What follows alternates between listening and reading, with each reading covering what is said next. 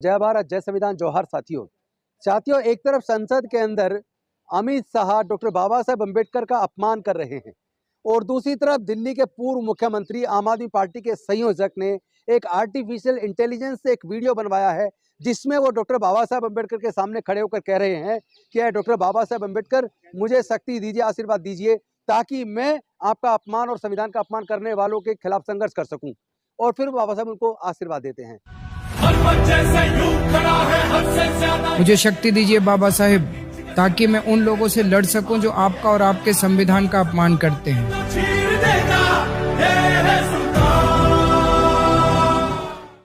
तो ये भी तो डॉक्टर बाबा साहेब अम्बेडकर का अपमान है कि आज से सही लगभग 2 साल पहले 5 अक्टूबर 2022 को जब 12,000 लोगों के साथ मैंने बौद्ध धर्म की दीक्षा ली थी और डॉक्टर बाबा साहेब अम्बेडकर की 22 प्रतिज्ञाएं दोहराई थी और भारतीय जनता पार्टी ने उसको एक बहुत बड़ा मुद्दा बनाया था, एक राजनीतिक मुद्दा बनाया था। गुजरात चुनाव के लिए भारतीय जनता पार्टी ने मुद्दा बनाया, लेकिन तब मेरे साथ आम आदमी पार्टी के मुखिया अरविंद केजरीवाल या कोई भी नेता मेरे साथ समर्थन में खड़ा नहीं हुआ। खड़ा होना तो दूर की बात है, एक ट्वीट तक नहीं किया। तो आप अगर डॉक्टर बाबा साहेब अम्बेडकर को सम्मान करना चाहते हैं तो कम से कम एक ट्वीट के माध्यम से ही मेरा साथ ही दे देते। और आज एक फर्जी वीडियो बनाकर कि बाबा साहेब अम्बेडकर मुझे शक्ति दें ताकि मैं लड़ सकूं और आशीर्वाद ले रहे हैं, ये गलत है। दोहरा चरित्र चलेगा नहीं।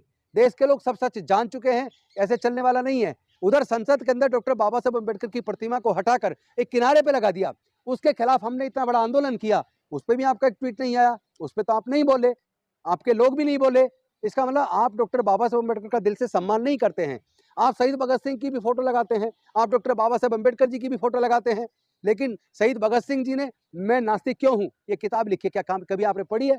डॉक्टर बाबा साहेब अम्बेडकर हमेशा संविधान की बात करते थे, सबको न्याय की बात करते थे, समानता की बात करते थे, सबकी स्वतंत्रता की बात, भाईचारे की बात करते थे।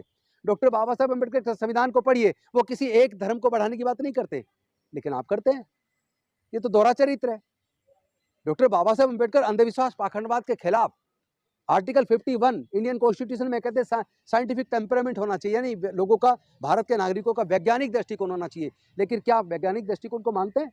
ना आप शहीद भगत सिंह जी को मानते हैं, ना उनकी विचारधारा को मानते हैं, ना आप डॉक्टर बाबा साहेब अम्बेडकर को मानते हैं, ना उनकी विचारधारा को मानते हैं। क्योंकि आप ही के इंजीनियरिंग कॉलेज, लॉ कॉलेज और IP university, doctor Ambedkar university की आप जाके पढ़ाई की फीस देखिए। एक बच्चे की पढ़ाई का, इंजीनियरिंग का, लॉ का खर्चा 15 लाख से 20 लाख रुपया है।